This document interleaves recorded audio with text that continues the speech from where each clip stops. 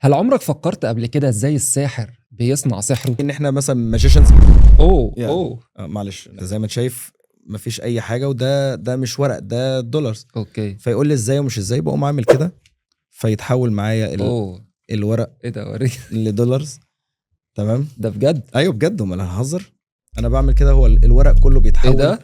لنفس الكارت اللي انت اخترته. عارف ليه؟ عشان ده في عقلك الباطني. فانا لما بعمل كده لا استنى، يعني ايه فعال الباطني؟ يعني يعني هو هو ارقام عاديه اصلا، هو مش يا ترى ايه الاسرار اللي ورا الموضوع ده؟ ضيف حلقة النهارده هو فنان شامل، ساحر، ممثل، مغني، مقلد، وكمان مغامر. يا راجل، يا ابن اللذينة، مين كمال الشناوي؟ خد اقول لك اي حاجة. حبيبي وانت بعيد مشتاق لي لمسة ايد من غير ولا لمسة. مش دي اصلا اغنية كنت اغنيها؟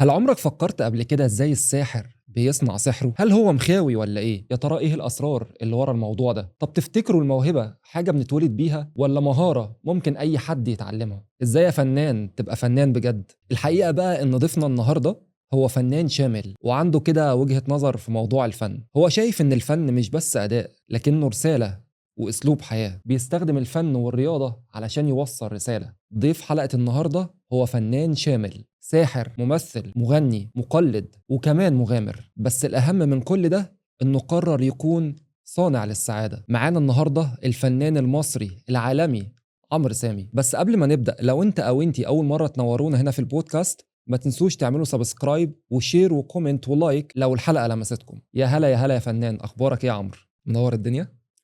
منور طبعا، منور الأول مصر، منور الاستوديو، منور البودكاست. هي فكرة. الله تسلم يخليك. والله، الف الف شكرا. طيب عمرو، انا يعني ما شاء الله لما دخلت الصفحه بتاعتك لقيت فيها ما شاء اولا طبعا الصفحه ما شاء الله مبهجه جدا. وفيها تنوع كبير. يعني انا شايف حد بيعمل بيلعب العاب باركور، بيلعب العاب خفه، العاب ماجيك، وبيقلد شخصيات وبيكريت شخصيات. فما شاء الله يعني حاجات كتير. فعايز اعرف كده مين عمرو وبيعمل ايه.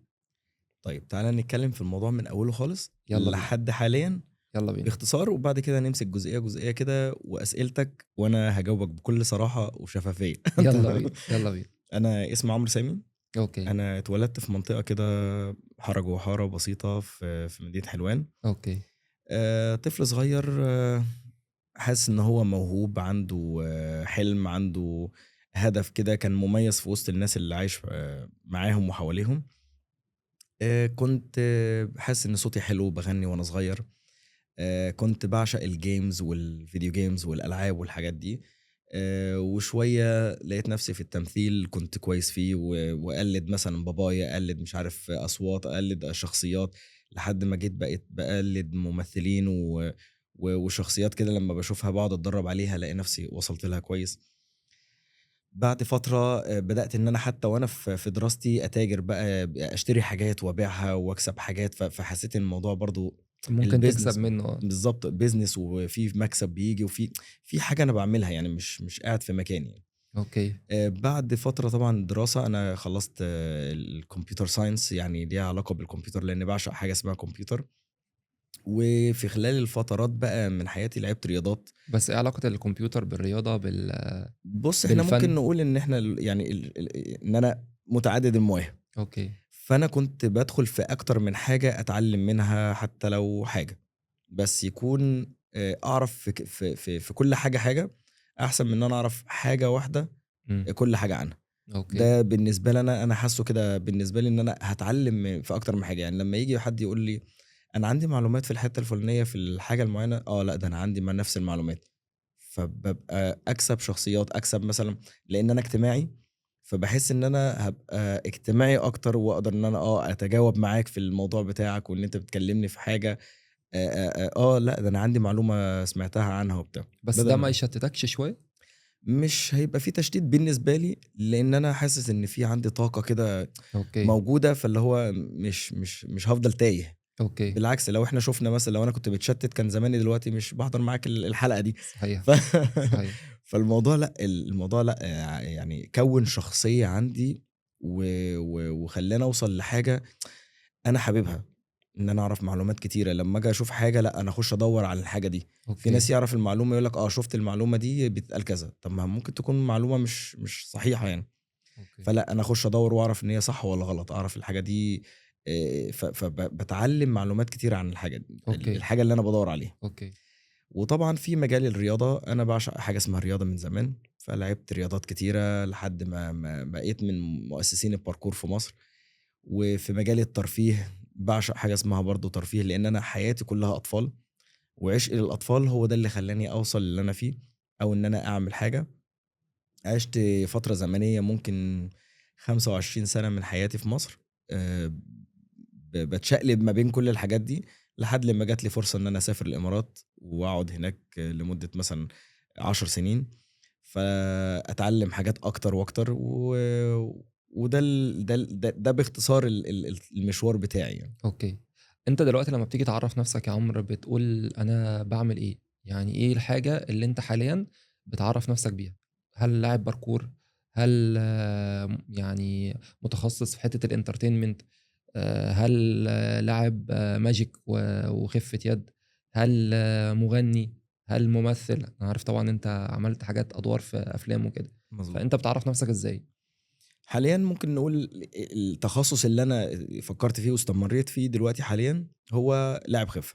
أوكي، حتى كان عندي الprofile بتاعي في كل السوشيال ميديا كان قبل كده كوكتيل، تلاقي مثلًا ماجيك على stunt أكشن على تمثيل على مثلًا clown فالحاجات دي كلّها كانت كوكتيل، فالواحد داخل متلخبط، هو أنا داخل بادوّر على الشخص ده هو إيه، هو ماشي متعدد المواهب، فلمّا أتخصص في حاجة واحدة بس، فتلاقي الناس عارفة إن هو عمرو بيعمل ماجيك أو لاعب خِفّة، ودي الحاجة اللي أنا حاببها، لإن دي اللي هاقدر أتواصل بيها مع عدد كتير أوي من الناس، بما إني راجل اجتماعي، فهاعرف أتواصل معاهم عن طريق خفة اليد، عن طريق trick مثلًا باعمله أو أشوف استغرابه أو ضحكته إن هو إزاي طلعت من مكان من وداني مثلًا، إيه ده إزاي أيوه، بتطلّعها من هنا، فده وطريقتي والكاريزما اللي أنا باقدر أطلّعها بيها، هي دي اللي بتخلّي يبقى في تعامل ما بيني وما بين اللي قدّامي يعني. أوكي.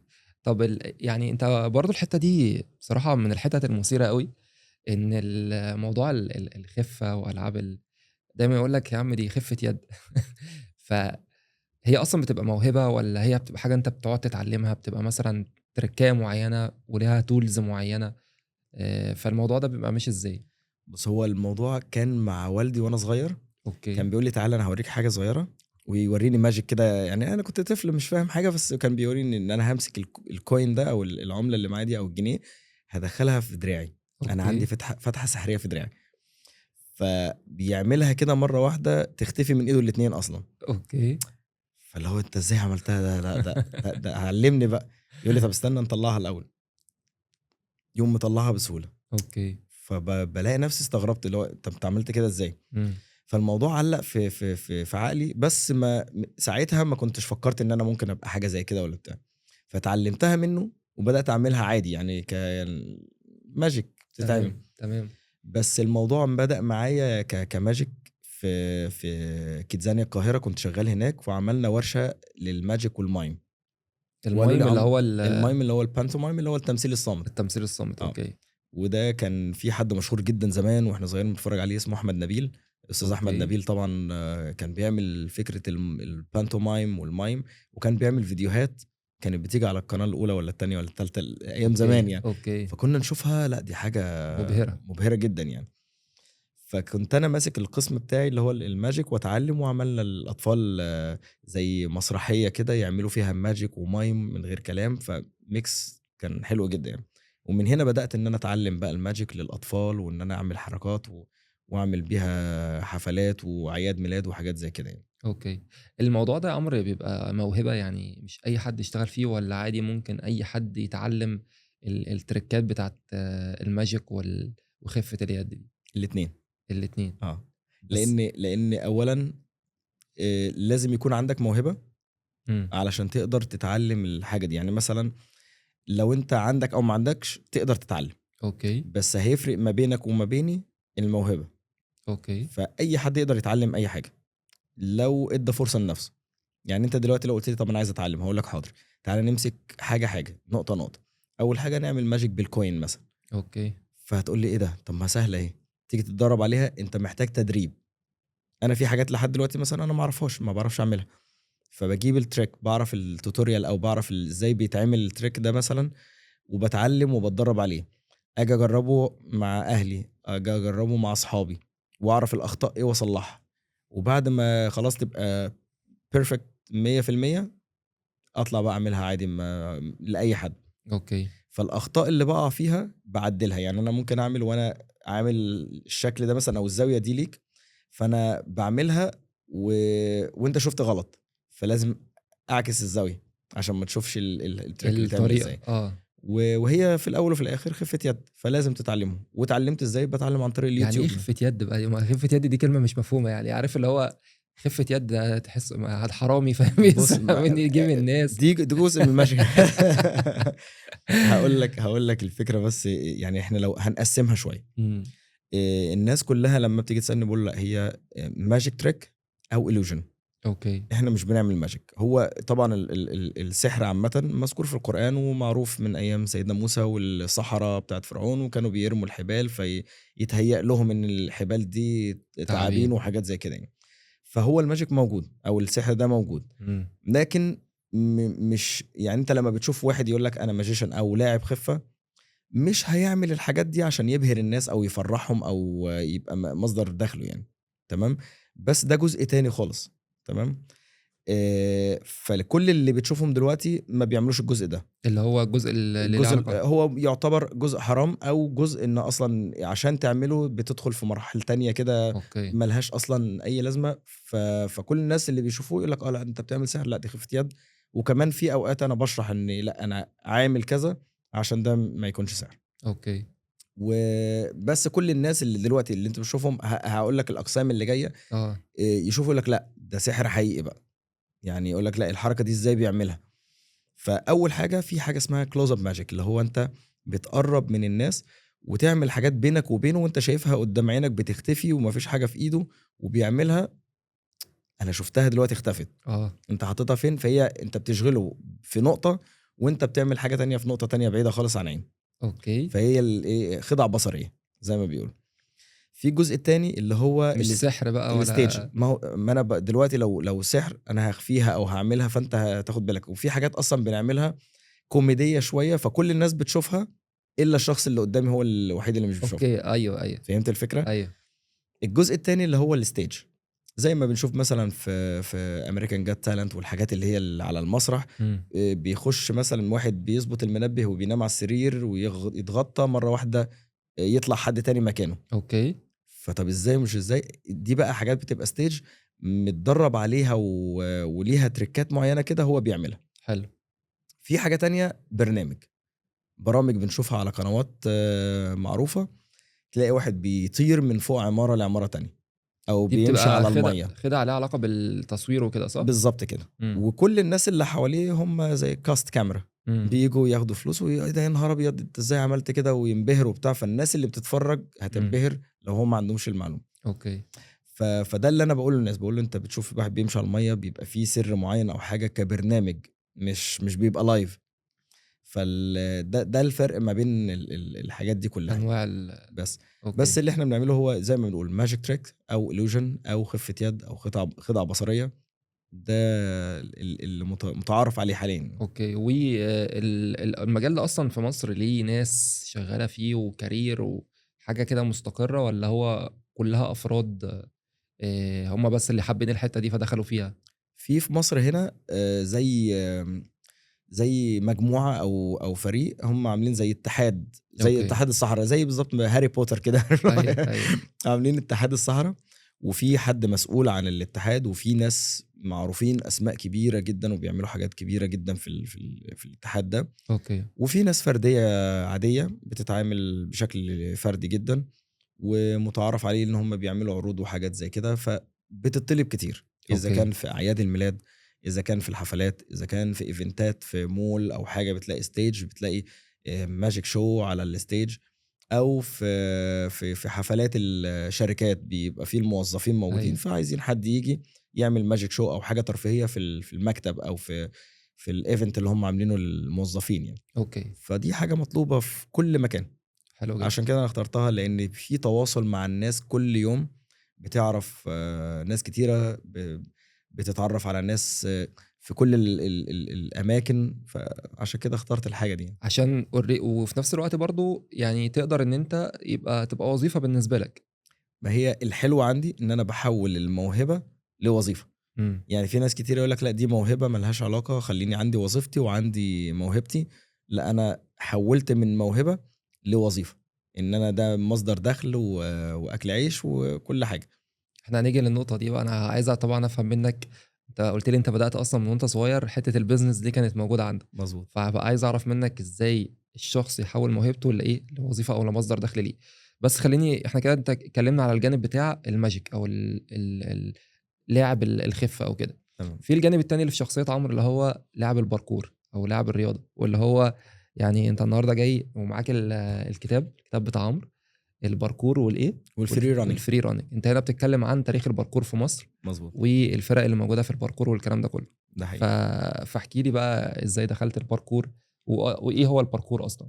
ال الجانب الرياضي بدأ معايا من وأنا صغير، قبل الباركور أصلًا، إن أنا كنت أوكي. بالعب رياضات من وأنا صغير، كاراتيه، بالعب تايكوندو، بالعب كونغ فو، وكنت من الجيل التاني للbreak dance في مصر، وكنت حابب إن أنا عايز ألعب لعبة مميزة، عايز يعني أركّز في لعبة تكون جديدة ما حدش بيلعبها، أكون مميز فيها، لإن أنا حاسس إن أنا مميز، فعايز أبقى في حاجة مميزة.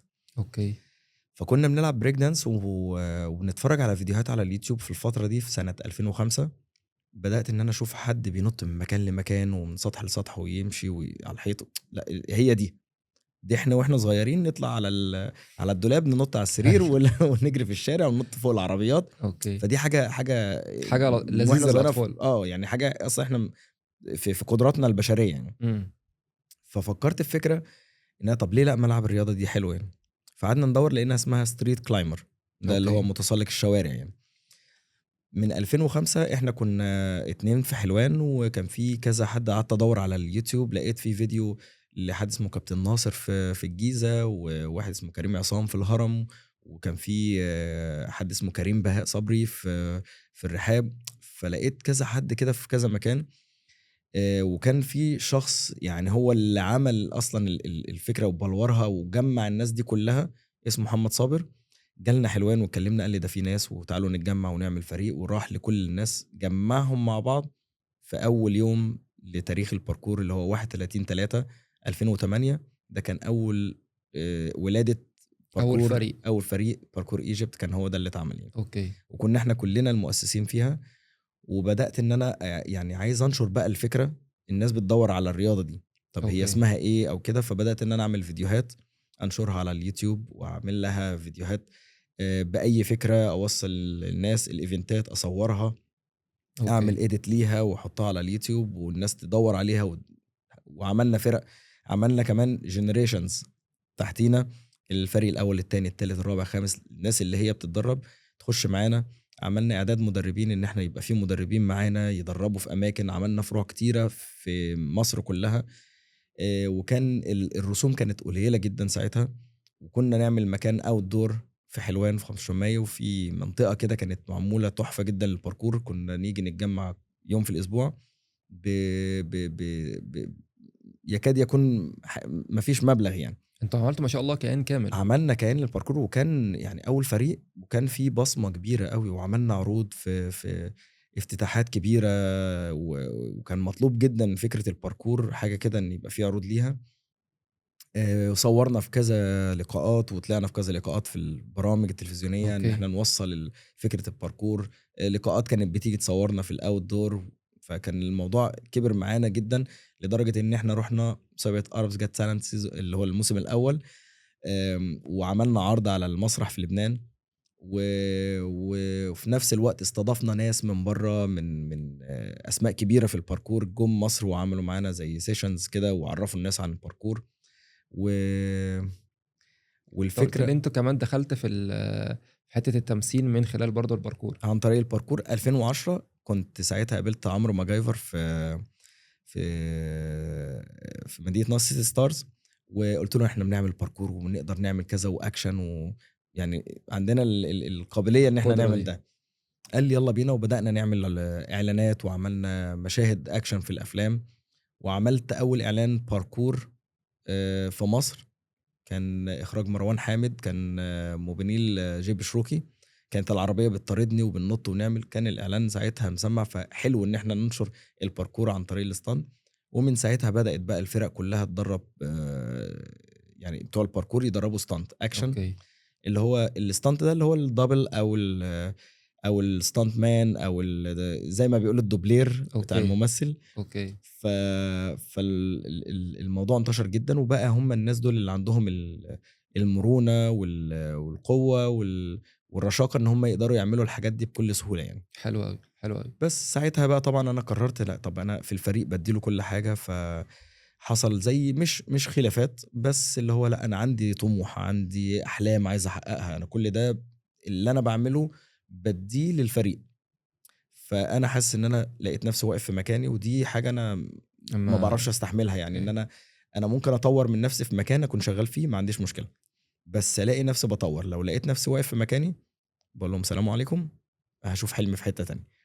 وده بالفعل ساعتها انا سبت الفريق في 2014 وعملت فريق اسمه فلاش تيم، وبدات ان انا ادرب باركور. بدات ان انا يبدا بقى حلمي يتطور، لان حاسس ان انا كنت واقف في مكاني من 2008 ل 2014. وبدات ان اجيب الفريق يشتغل معايا في مجال الترفيه، لان انا كنت في الفتره دي 2014 اشتغلت في كيدزانيا القاهره، وبدات اتعلم زي ما قلت الماجيك والمايم والحاجات دي كلها. ساعتها جبت شخصيات السوبر هيروز واروح بيها في كل مكان، وان انا البس شخصيات باتمان وسبايدر مان ونروح نعمل ايفنتات في كل مكان، والفريق بتاعي يساعدني في حاجه زي كده. فبدات اطور من نفسي وحلمي يكبر شويه بشويه.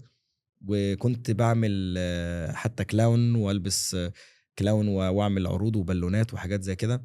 وفكرت في فكره، لان كنت شفت فكره باتش ادمز. ده شخصيه دكتور اوكي. بيعالج يعني بيعالج الناس بالضحك. فكنت البس بالطو والبس كلاون واروح مستشفى 57 مرضى الاطفال مرضى السرطان، وافرحهم واعمل لهم بالونات وحاجات. فكل الفتره بتاعت 2014 ل 2016 كانت مليانه باحلام، فكنت بحققها. يعني انا بحلم، حتى كنت بقول جمله كده بحبها قوي: احلم وصدق حلمك، بكره الحلم هيبقى حقيقه.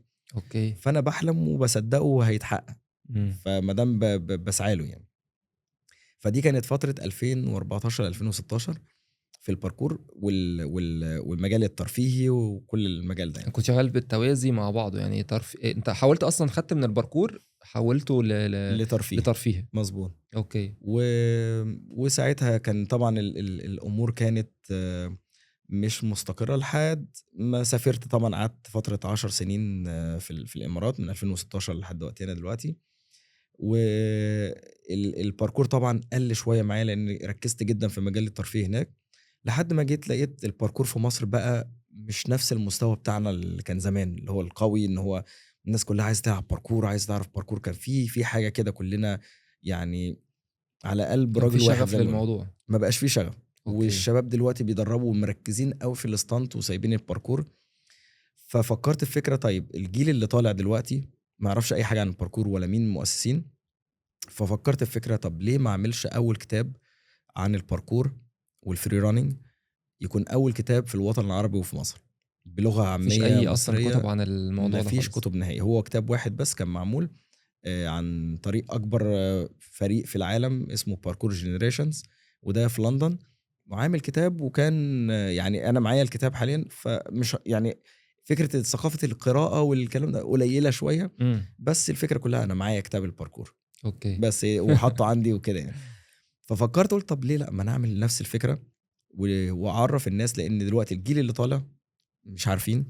الاطفال الصغيرين دلوقتي بداوا يلعبوها في المدارس، والاكاديميات بدات تدرب في المدارس. طب الاهالي مش عارفين يعني ايه باركور ولا عارفين ايه اللي ابننا بيلعبه ده. فركزت ان انا اعمل كتاب عن الباركور، في نشأته، تعريفه، مين المؤسسين، ايه الفرق ما بين الباركور والفري راننج، لان فرق كبير جدا. كل اللي عايز يلعب باركور يقول لك عشان اتشقلب، بس هو الفكره كلها ان الباركور مش شقلب.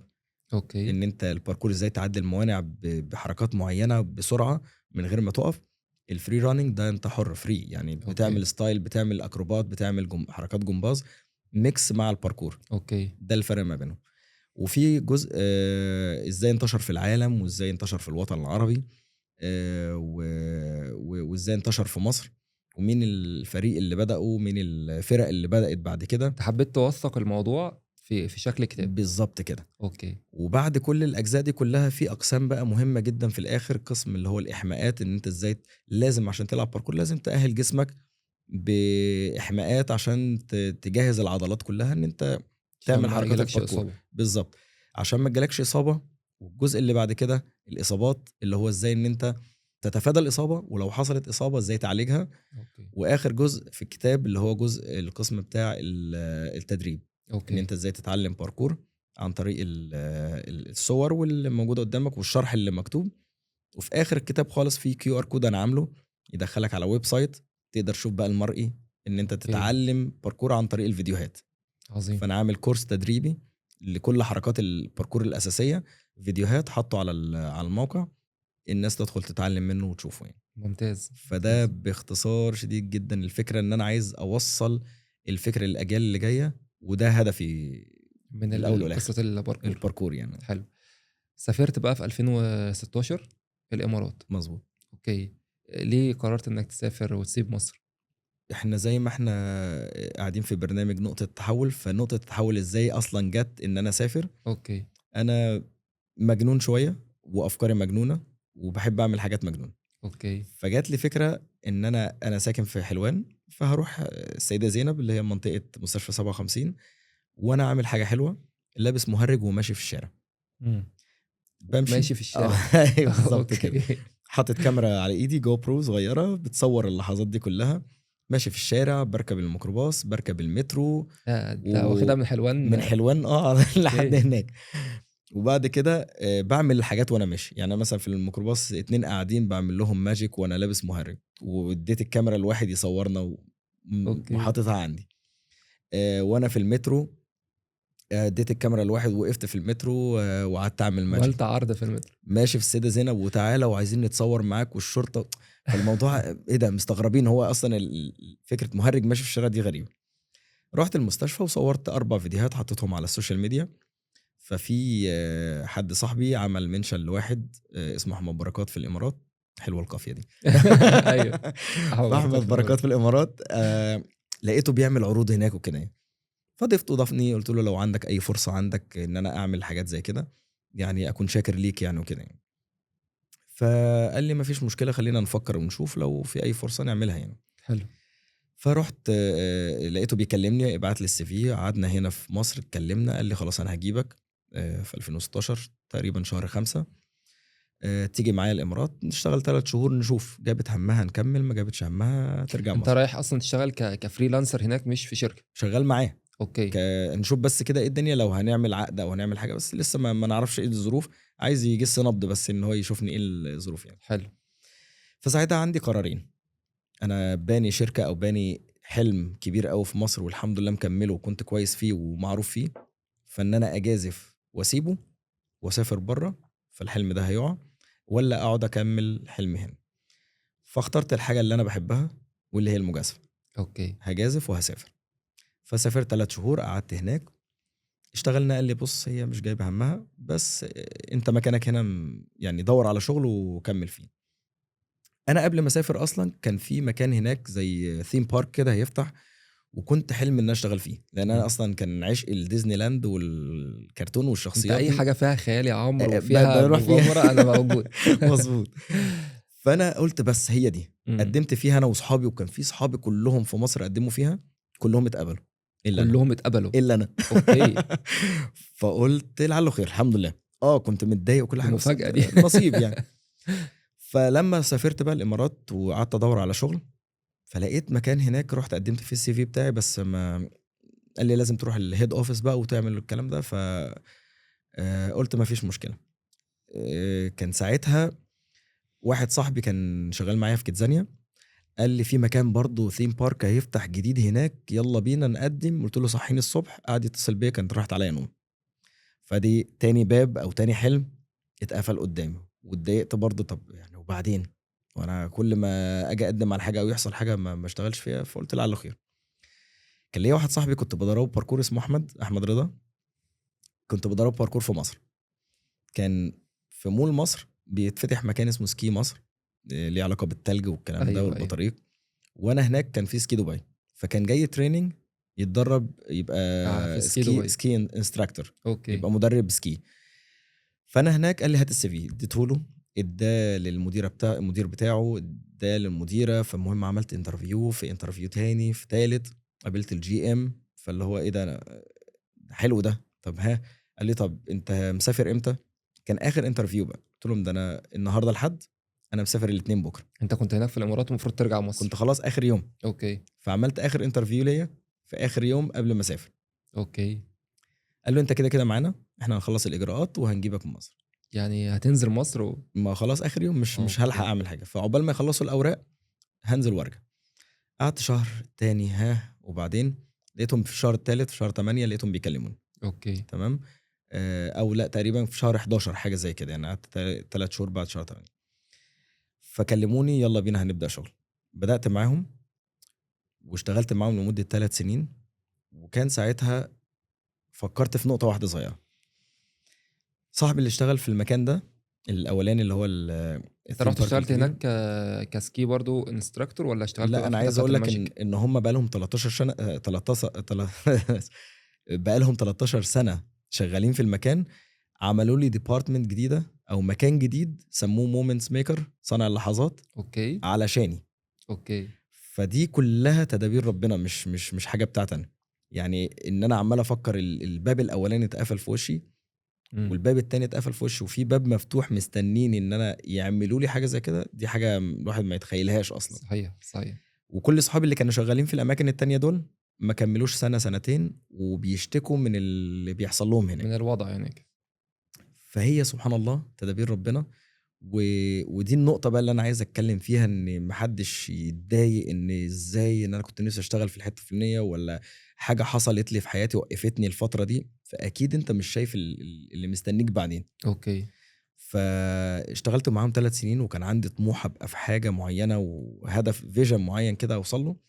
بس طبعا الأمور ما ظبطتش قوي يعني. مم. فبدأت أشتغل فريلانس وأعمل بقى برضه نفس الفكرة، إن أنا أحقق حلمي، وعرفت الأمور ماشية إزاي.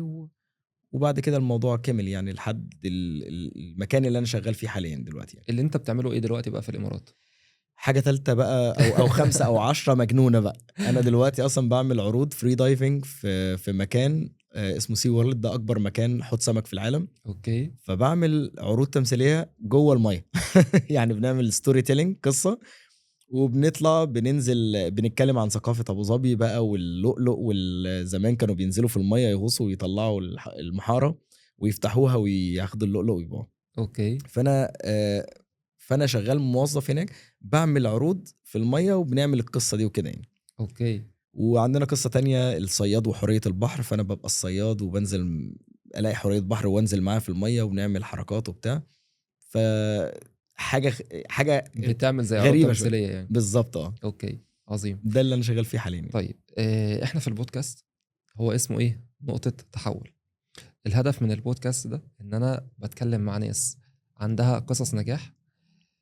بس انا دايما بشوف يا عمرو ايه، ان الناس بتبص على قصة النجاح من بره. شايفين عمرو في الامارات اشتغل في مكان كبير، شايفين طبعا الصور والفيديوز، فهم مش عارفين اصلا ايه اللي كان ورا ده، ايه التحديات اللي هو عمرو مر بيها وقدر ان هو يهندلها ويتعامل معاها عشان يقدر يوصل للمكان ده. فانا عايزك تكلمني اكتر بقى عن ايه التحديات اللي قابلتك في حياتك. يعني انت بتحكي لي حاجات حلوة وحاجات جربتها وحاجات اتعلمتها ونزلت من البيت رحت للمستشفى بالكلاون.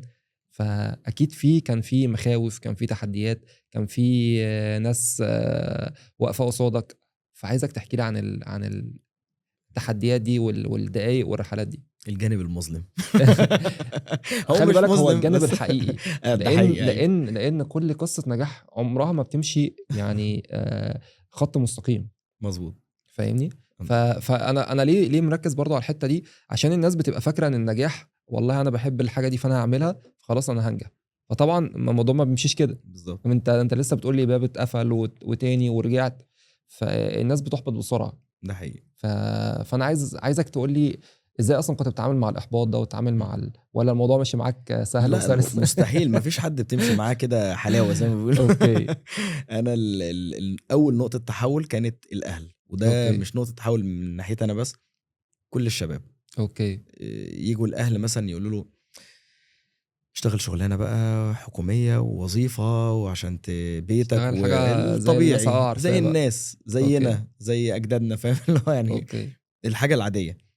بس الفكرة كلّها إن أنا ما اشوفش نفسي عادي. يعني أنا حتى لمّا بدأت زمان كنت أنا باعشق الgames وباعشق الvideo games والحاجات دي، فبدأت إن أنا أعمل فكرة إن أنا وأنا صغير آمم ألعب ألعاب وأعمل ليها يعني مثلًا كنت من أشهر الناس في مصر حرفيًا في لعبة Mortal Kombat.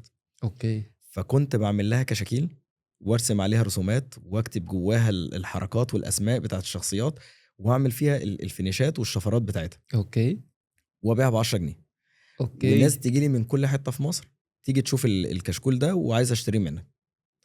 فأهلي بقى الناس بتيجي هييجوا يعرفوا بيتك ويسرقونا عارف اللي هو جو التخيلات دي. ايوه. فاللي هو لأ ما بس والله تعملش كده. برافو عليك، لأ انت كنت عملت حاجه يعني عملت بيزنس من ما فيش بالضبط. من اللعب بتاعك. بالضبط. وبعد كده طبعًا البلاي ستيشن جه. امم. فبدأت إن أنا أروح السوق الأزبكية وأجيب أشتري مجلات فيها شفرات و وإن أنا أروح أماكن يقول لي تعالَ أنا عايزك تلعب لي اللعبة دي وتقفّلها لي وأسيّف اللعبة على الmemory card. اوكي. فأفضل ألعب بالساعة والساعتين و3. يعني أنا كنت لو كمّلت في المجال ده دلوقتي ما كنتش هاشتغل في أي حاجة تانية غير إن أنا أبقى streamer يعني هابقى لو عمرو ما كانش gamer. كان هيبقى جيمر لما كانش لاعب بالضبط.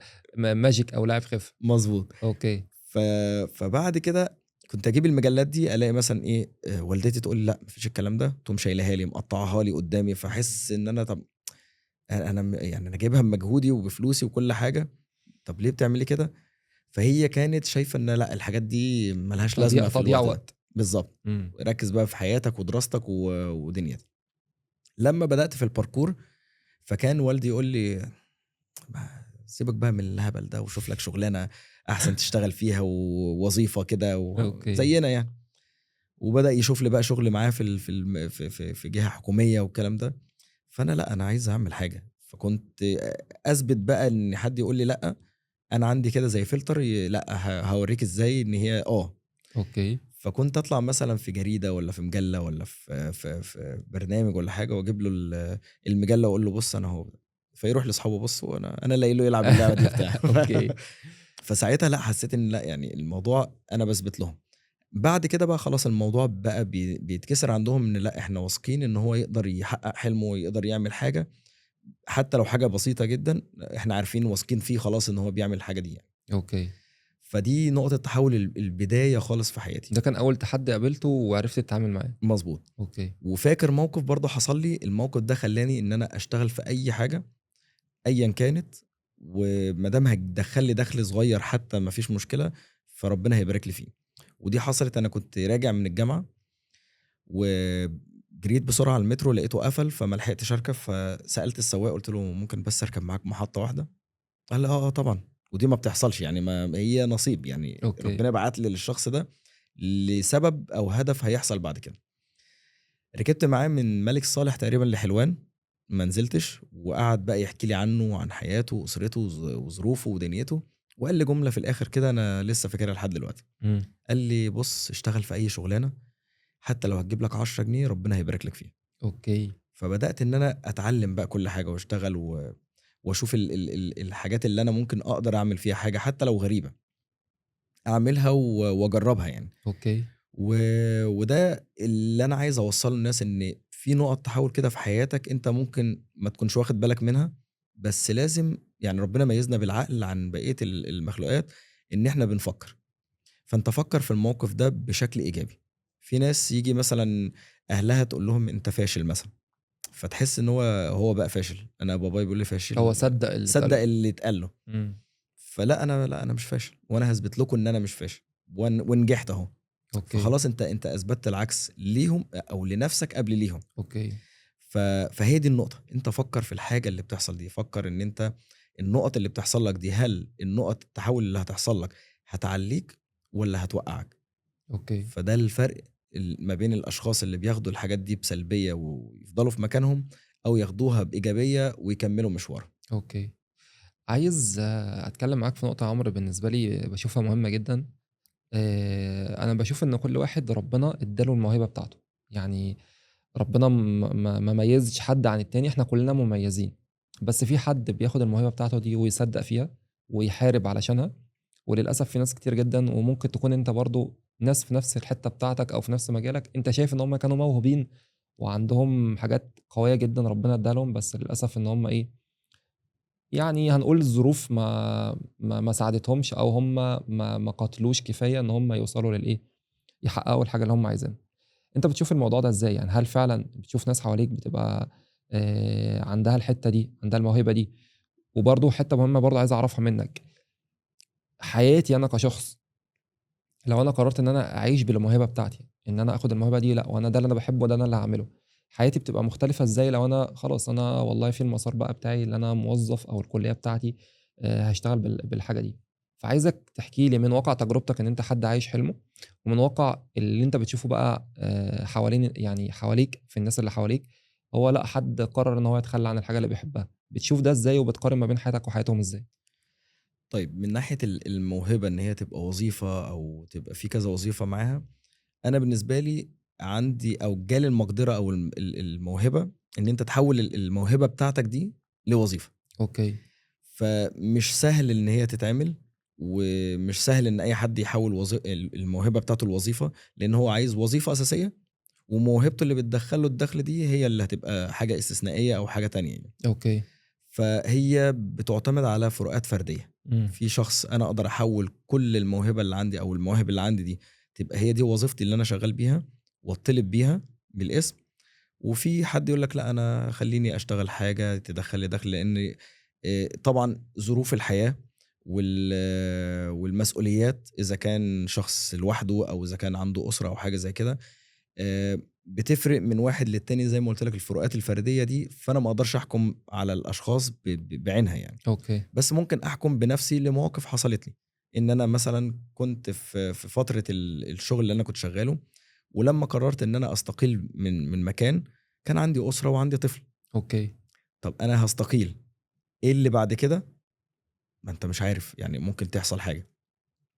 فدي حصلت لي في الفترة من 2019 لما استقلت واشتغلت 3 سنين فريلانس شغال حر، وعملت حاجات اللي انا بحلم بيها. يعني انا كنت حاطط خطط بديلة، خطة ألف الف وخطة ب وطيب. مثلا، اوكي. ودي لو ما جاتش دي هتيجي، وشايفها يعني، حاطط لها هدف او شايفها قدام عيني ان انا هوصل لها. اوكي.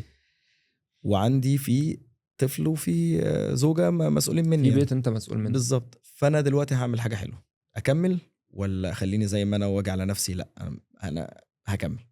وجازفت وقدمت استقالة، وساعتها عملت حاجات انا ما عملتهاش خلال الثلاث سنين اللي قبل كده. اوكي. وجات الفترة اللي قسمت وسطنا كلنا، فترة الكورونا. الكورونا. اوكي. انت كنت وانا ساعتها في الامارات طبعا. كنت ساعتها هناك، وللاسف هناك غير هنا. يعني هنا انت ممكن تقعد، هتعرف تاكل تشرب، انت قاعد في سكن مش هتدفع حاجة يعني، او اذا كنت بتدفع الامور تمام. لكن انت في غربة ومعاك اتنين، وفي نفس الوقت ما فيش اكل وشرب ولا فلوس. والفلوس اللي متشالة لو كان في فلوس متشالة اصلا، الدنيا انت ما فيش. بتصرف منها. خلصت. اوكي. انت قاعد ما بتعملش حاجه، وقعدت فتره، وطبعا الطيران اتقفل، وانت خلاص بقى قاعد هناك ما فيش. امم. فمعتمد بقى على لو في اي مساعدات خارجيه، في حد بيساعد، في حد بيجيب اكل وشرب لو حاجه زي كده، وقاعدين الموضوع بالسالب يعني. اوكي. وبعد كده قررت، قلت خلاص انا هرجع مصر وهقعد استقر هنا، وبعد كده ايه نشوف بقى هنعمل ايه. اوكي. جينا قعدنا كلموني تحب تيجي في شغل كده هناك هنعمله وبتاع، يلا بينا يلا بينا. سافرت وجيت واشتغلت ووقفت على رجلي تاني. زي بالظبط ما بنقول انت لما بتقع في حفرة بتقوم تلاقي هدومك فيها تراب بتنضفها وتكمل طريقك، وانت خلاص اوكي. انت اتعلمت ان في حفرة هنا، فانت مش قاعد في الحفرة، اوكي. انت لازم تقوم تنضف هدومك وتكمل في طريقك. اوكي. كملت ووقفت على رجلي تاني وبدأت من تحت الصفر تاني. هي دي المراحل او نقط التحول اللي في حياتك، ان انت هتقع وهتقف تاني، امم. هتقف وهتكمل وهتستعد ان انت تفكر في افكار تانية جديدة امم. وتطور من نفسك. ما تفضلش واقع في مكانك فترة طويلة. هي دي اللي تفرق من شخص لشخص تاني. اوكي. هتكلم معاك بقى شويه في حته التعدد او التعدد الفني اللي عندك. انت عندك ما شاء الله مواهب كتير. الحمد لله. انت بتشوف نفسك ايه اكتر حاجه بتلاقي نفسك فيها بجد في الحاجات الكتير اللي انت بتعملها؟ انا شايف نفسي الجزء الترفيهي اكتر من اي جزء تاني. اوكي. يعني اي حاجة ليها علاقة بالتعامل مع الناس وتحديدا الاطفال، انا انت ده حته الاطفال دي اكتر حته انت بعشقه جدا. مركز عليها؟ عندي الموهبة مع الاطفال ان انا ممكن اشوف طفل بيعيط اخليه يتحول ان هو بيضحك وهو بالدموع. اوكي. فدي الحمد لله حاجة عندي يعني. حتى انا كان لسه موقف حاصل من امبارح. واحد ماسك طفلة صغيرة عمالة تعيط ووالدتها مش عارف فين، فهو مش عارف يعمل معاها ايه. اوكي. فانا بقول له ثانية واحدة قمت عامل لها بالونة وبتاع. قال لي لا ما فيش الكلام ده وبتاع، هي عايزة مامتها وبتاع. عملت له البالونة سكتت ونسيت اصلا مامتها ومسكت في البالونة فالراجل استغرب كده وبص لي قال لي انا مش فاهم يعني ايه اللي حصل لي. فدي الحمد لله عندي الطريقة ان انا اقدر اتواصل مع الاطفال وانزل لسنهم واتعامل معهم عادي يعني. اوكي. ف... فعشان كده انا المجال الترفيهي شايفه هو ده المناسب ليا، وده اللي انا اقدر اطلع فيه طاقتي ومن القلب. يعني حتى تعرف الشخص اللي قدامك ده بيتعامل بقلبه ازاي لما تتعامل مع طفل. لان صحيح. الاطفال ما عندهمش بقى الحتة هم بيور، صحيح. يعني على طبيعتهم. انت حسوا منك ان انت شخص لا هيبعدوا عنك، امم. حسوا ان انت شخص كويس هيقربوا منك ويدوك كل اهتمام، وهتلاقي الاهل مبسوطين جدا بيك. صحيح. صحيح. طيب انا عايز اعرف منك المجال بتاع الترفيه او الماجيك. ايه الحاجه اللي انت يعني ازاي بتطور من نفسك في المجال ده؟ يعني هل في حاجه بتذاكرها؟ هل في كورسات بتاخدها؟ المجال برضو شويه مش مفهوم بالنسبه لناس كتير، واكيد ناس كتيره جدا حابه ان هي تخش المجال ده. ممتاز. الموضوع كله ما بيعتمدش على ان انت موهوب او ان انت عايز تبدا، يعني تبدا ازاي. اوكي. فحاليا دلوقتي وللاسف اليوتيوب عليه كل حاجه. يعني انت عايز تعرف اللعبه دي بتتعمل ازاي، هتدخل على اليوتيوب ازاي بتعمل اللعبه دي، فبيجيب لك الفيديو بتاعها وبيوريك السر بتاعها. حلو. فاغلب الناس لما باجي اعمل لهم حاجه يقول لي انا عارف ان انت عندك مش عارف ايه او حاطط في ايدك ايه او عامل حاجه زي كده. فدوري انا بقى اعمل ايه؟ اقول له لا انت كلامك غلط. طيب انت بتقول انا كده، طب اهي. فتلاقي جاله كده ايرور اوكي. وقعد يقول لك لا انا عارف انا شفت فيديو قلت له انا عارف ان انت شفت فيديو كده بس هو ما فيش حاجه. فده دوري. والفكره كلها الماجيك 80% كلام. كلام. يعني ان انا، ما هي الفكره في ايه؟ انا لما اجي اقول لك مثلا انا شايف المج ده مثلا هنزل منه مثلا بسكوت اوريو مثلا او عمله. اوكي. فانت سمعت الكلام ده دخل على عقلك، فانت فكرت لا ده هينزل عمله، طب ازاي ده نزلت. هي دي الفكره. الشرح بتاع اللعبه 80%، واللعبه التريك اللي انا بعملها هي دي ال 20%. اوكي. والفكره كلها هي في التركيز. يعني في فيلم معروف جدا وانا بصراحه بشوفه حاجه كده جامده، فوكس. فوكس. ده بتاع اوكي. ويل سميث. اوكي. بيتكلم عن اه. نقطة صغيرة كده اللي هو انت لازم تكون مركز او فوكس، ان انت مش مركز هنا لما اجي اقول لك هنا، لا انت ايوه لازم تركز شفت عينيك ايوه. فلازم تركز على الايد التانية. اوكي. فالفكرة كلها ان هم بيعملوا ايه، قاعدين على ترابيزة ومرة واحدة قام وزعق، فالناس كلها بصت على اللي بيزعق وفقدوا تركيزهم، العقل مركز على الشخص ده. اوكي. فتلاقيه الاشخاص اللي معاه راحوا على الترابيزات وقعدوا يلموا بقى الموبايلات والحاجات مش عارف ايه وبتاع. فانت ما ينفعش لوز يور فوكس. اوكي. فانت لازم تركز. حد زعق حط ايدك مثلا على التليفون وانت باصص فاهم، او مركز، او الحاجه جنبك في مكان معين. هي مش فكره ان انت فاهم ان احنا بنستخدم الماجيك ده عشان يبقى في السرقه وكده. ايوه. بس انا بقول لك مثال في الفيلم. وفي كتير يقول لك طب في شخص مش عارف ايه ومره واحده تلاقيه لابس الساعه بتاعتك، يعني انت لابس ساعتك الحاجات دي بتبقى ومره غريبة واحده في جدا. ايدك.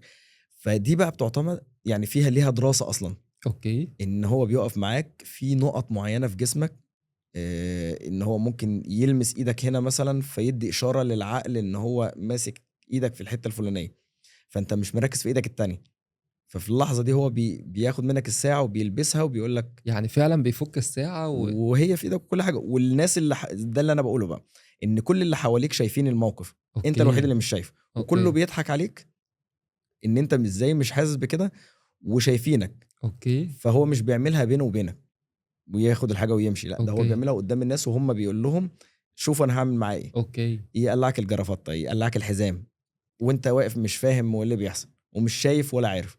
هي دي النقطه، هي دراسه وقدام الناس ما دام يعني فاهم، هي كل الناس شايفاك، فالموضوع ما فيهوش اي حاجه يعني خطر يعني. اوكي.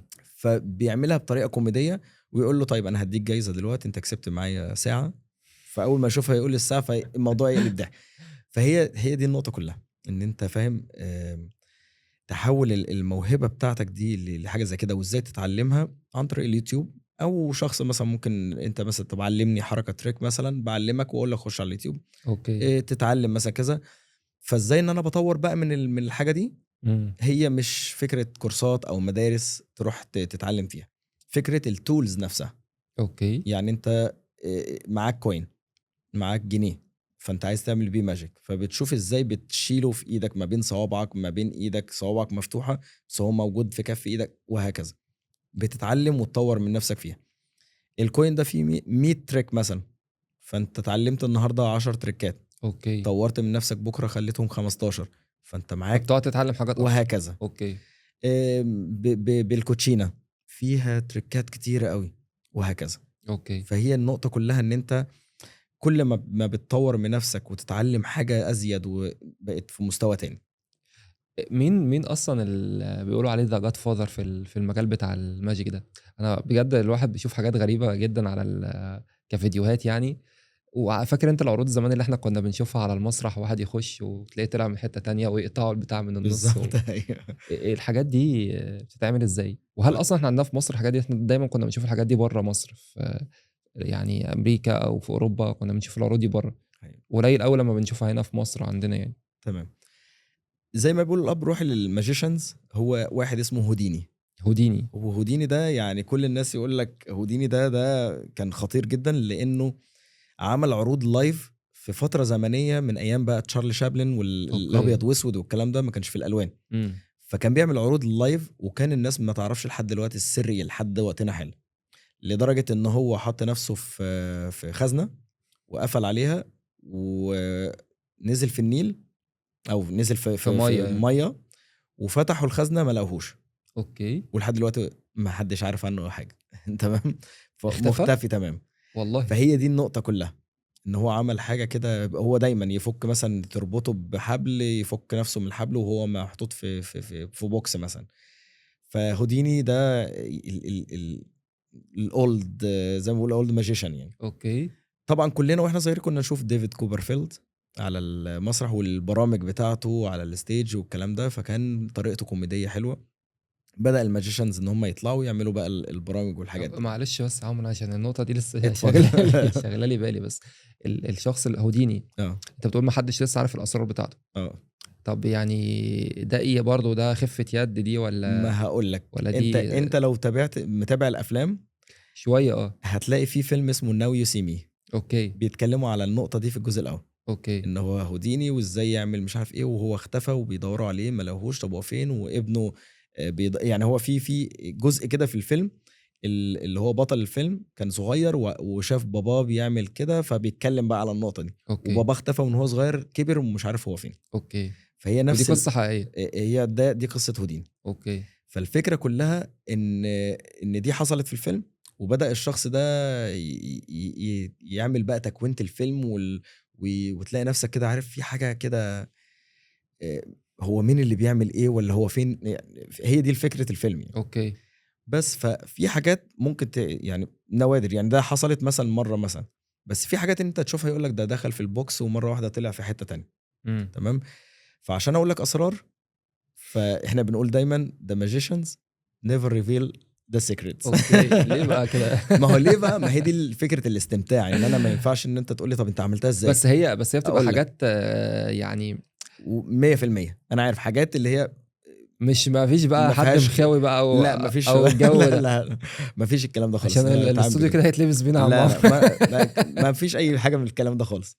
لا ثق فيا، لان هي الفكره كلها لو على ستيج بيكون الحاجات اللي هم بيعملوا بيها التريك او ان هو أوكي. بيخش فيها او بيطلع كل ده مجهز. اوكي وفي افلام عارضه ده، يعني في افلام زي برستيج برضو بيتكلم عن الماجيك، بيتكلم ان هو بيبقى واقف على ستيج والستيج نفسه مهيأ ان هو يروح في حته تانية اوكي يعني في بتبقى اللحظه دي. كانها حاجه تمثيل اكتر. بالظبط. اوكي بس لايف، زي مم. اكنك بتشوف لايف شو. اوكي بتلاقي الممثل لابس مثلا لبس، مره واحده يخش من باب يطلع من باب بلبس تاني اوكي في الثانيه دي. ازاي غير؟ هي بقى دي الفكره. اوكي تمام. فكل حاجه ليها وطبعا سر بيبقى وهي. فيها تدريب كتير بحيث ان هو يبقى الموضوع بالنسبه له بيعمله بسهوله، صح؟ ما هو لازم تدريب، ما مم. ينفعش ان هو مثلا يعملها مره ويلا بينا نوريها للناس. اوكي فانت لازم تتدرب مره واثنين وثلاثه واربعه، زي بالظبط انت بتعمل شو على ستيج. اوكي فهتقف على المسرح، انت لازم في ريهرسال، في تدريب قبلها، صحيح. علشان الريهرسال يبقى 100% ما فيش غلطه. تطلع على الستيج تلاقي الشو نفسه 200%. اوكي هي دي النقطه يعني. طيب هل في اكاديميات اصلا لتعليم الماجيك عموما، وهل في الوطن العربي ولا لا؟ يعني لو حد مثلا طفل او شخص بيحب الموضوع ده، انا عارف ان طبعا في حاجات على اليوتيوب، بس هل في دراسة أكاديمية للموضوع او حاجة متخصصة زي مثلا هاري بوتر هاري كده؟ بوتر. ايوه كان في أكاديمية لتعليم بالظبط. السحر. لا هو لحد دلوقتي انا ما بشوفش يعني في اكاديميات في مصر او حاجه زي كده تدرب اي حد عايز يعملها. اوكي لكن ممكن نقول في ماجيك شوبس في العالم كله. اوكي بيكون مكان ستور، بيكون مثلا او محل بيكون فيه الادوات بتاعه الماجيك. اوكي ولما النقطه بقى فيها ايه؟ ان انت بتشتري تريك فبتدفع عليه فلوس، وفي نفس الوقت بتاخد زي لينك بتدخل عليه. اللينك ده فيه التوتوريال او التعليم الطريقة بتاع بتاعته. اللعبه. اوكي فده الشرح بتاعه. يعني انا بديك اللعبه وبتشتريها مني، او ود- مصمم اللعبه دي او اللي عملها بيكون بيعها، وبيبقى فيها اللينك على اليوتيوب او على اي قناه يخش يشوف الفيديو التعليمي بتاعها وبيعملها. حلو جدا. فما فيش أكاديمية كلها بتبقى معتمدة على التعلم الذاتي للشخص نفسه ومدى حبه للموضوع. لا مفيش الا هاري بوتر بس. ما فيش غير هاري في بوتر. الافلام. ايوه اوكي طيب احنا كده يعني تاني عشان نبقى بنرتب الرحلة. انت بدأت اصلا، انت قلت لي من وانت صغير انت بتحب الجيمز، حكيت لي عن باباك كان بيلعب معاك شوية ألعاب كده، فانت حبيت الموضوع ومنها بدأت ان انت تتمرن على القصة دي، مظبوط. مظبوط. وبعد كده بدأت ان انت تخش مجال بقى الفيديو جيمز، ودخلت في قصة بقى ان انت تبيع الشفرات بتاعة الألعاب ومورتال كومبات وبعد كده قلت لي دخلت درست بقى كمبيوتر ساينس، مظبوط. صح كده؟ كانت الدراسة دي برضو ليها علاقة شوية بالقصة دي، ولا هو ده كان حاجة انت اخترتها عشان خاطر كطريق دراسة اصلا؟ لا كان ليها علاقه بان انا شغفي بالكمبيوتر وان انا ازاي اصمم مثلا. يعني كنت بعمل مثلا الويندوز ازاي تعمله، لان كنا احنا على الجيل الاولاني من ساعه لما كنا بنشتغل بالفلوبي ديسك. يس يس يس ونعمل نسخه ويندوز 95 يس و98 وميلينيوم. ميلينيوم فكانت او الاكس بي والاكس فاكر؟ بي بقى لما نزل كان طفره. ايوه فانا كنت من الجيل القديم ده، وكنا مفيش انترنت ومفيش يوتيوب ومفيش اي حاجه دي، فكنا بنعمل الحاجات دي بصعوبه جدا. اوكي لدرجه ان كان نزل بقى انت بتاخد سلك التليفون وتحطه في الكمبيوتر وزيرو 3 سبعات والكلام ده. يا عشان تخش تشوف ويقعد يكونكت بقى كونكت وتشوف حاجه كده بسيطه. وما كانش الموضوع زي دلوقتي ان انت تخش عايز تتعلم حاجه. ما فيش، كنا يا دوبك نخش بس كده ايه ساعه ونلاقي فاتوره التليفون جايه في الاخر ومين اللي دخل على النت وتعمل نفسك من مش عارف اي حاجه.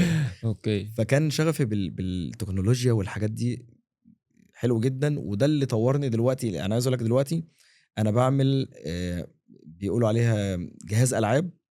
تمام. فبعمل جهاز العاب واحط فيه الالعاب من اول الاتاري لحد البلاي ستيشن.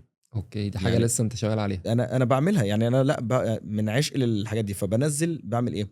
بنزل زي ابلكيشن، والابلكيشن ده اذا كان على اللابتوب مثلا بحطه على اللابتوب وبنزل الالعاب فايلات. اوكي وعامل لها زي فولدر جوه كده فيها الالعاب كلها. اوكي. تشغل تلاقي كل جهاز بالصوره بتاعته بالالعاب بتاعته موجوده. حلو.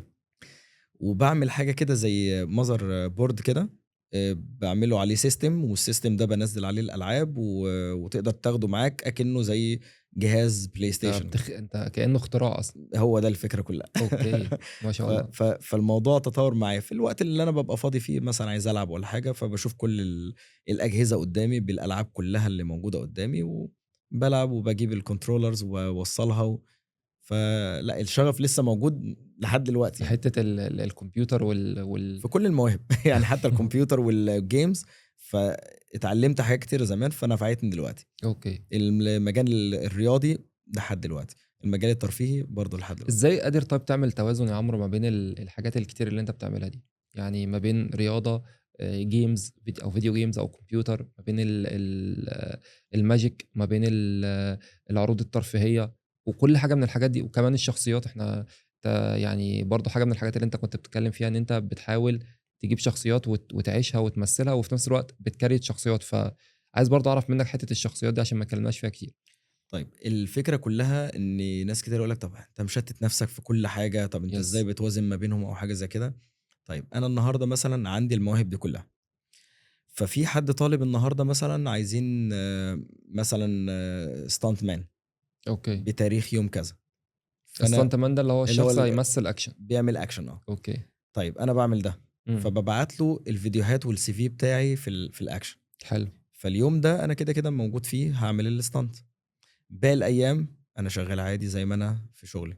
اوكي. طيب انا مثلا جه يوم عايزين ايفنت، الايفنت ده في الوقت الفلاني انا متاح خلاص، انا ممكن اعمل الايفنت، بعمل ماجيك شو، بعمل رومينج مثلا، بمشي ما بين الناس وهزر معاهم. اوكي.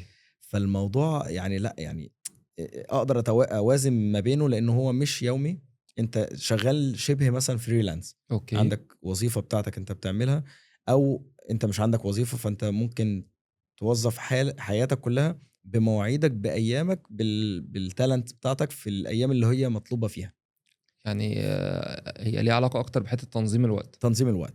اوكي. فانا بالنسبه لي انا قاعد مثلا عندي الشهر كله كامل، طيب عندي مثلا الويك اند مثلا كله ده ماجيك شو، تمام، اوكي. بعمل عروض في الحته الفلانيه. باقي الايام ممكن ادور، انا بسعى يعني مش بقعد والحاجه بتجيلي، فمستحيل يعني مفيش حد يجي يقول لك طب انت قاعد والحاجه بتجيلك، لا انا بروح بشوف على جروبز مثلا الاكتنج، او جروب مثلا لو في حد ماجيشنز مثلا عاملين جروب فبيقول لك احنا عايزين مثلا اليوم الفلاني انا مش فاضي اروح، فانت ممكن تروح وتعمل المكان ده مكاني. اوكي. فهي بتيجي كده يعني. اوكي. حلو قوي. فالفكره كلها في حته تنظيم الوقت. مظبوط. طيب عايز بقى تقول لي احنا كنا هنتكلم في الحته دي في البدايه، ازاي حولت من موهبتك ليه وظيفه؟ ودلوقتي لو في حد بيسمعنا وهو عنده موهبه في حاجه معينه، تمام، اولا انت تشجعه ان هو يدوس في الحته دي، وازاي بقى نقدر ان هو يحولها يجيب منها فلوس او يعيش منها؟ تمام.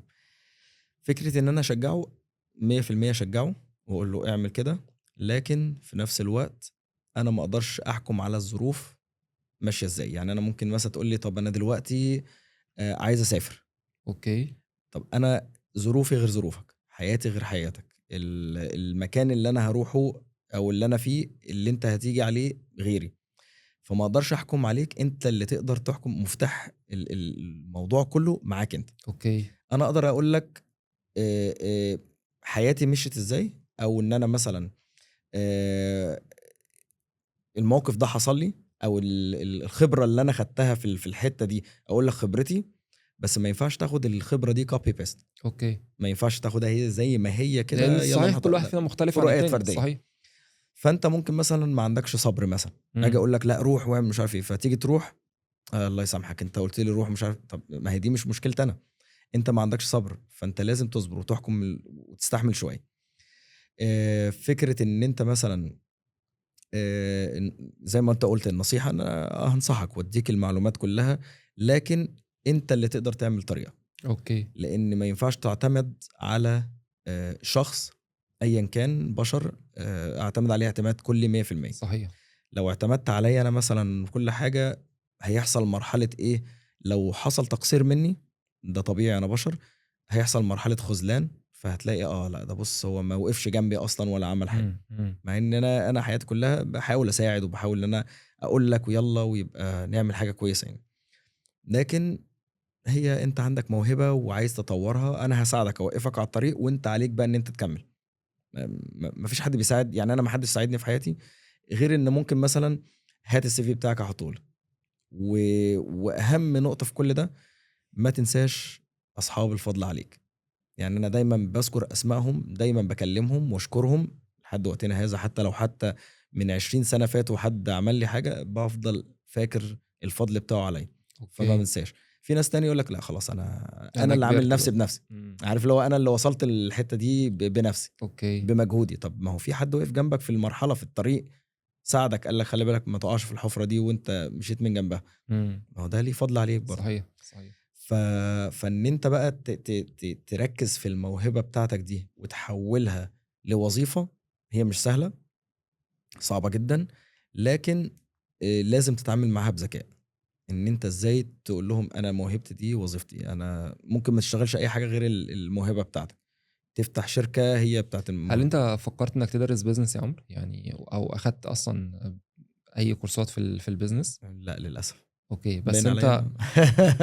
بس أنت قدرت إن أنت يعني من خلال التعاملات ومن خلال التعلُّم زي ما بيقولوا كده على الأرض، عرفت إن أنت تكسب أو تعمل business من الشغل بتاعك. ما دي من تجارب الحياه، أوكي. يعني الحياه بتعلم. انت صحيح. لو ما اتعلمتش الحاجات دي مثلا او درستها إمم.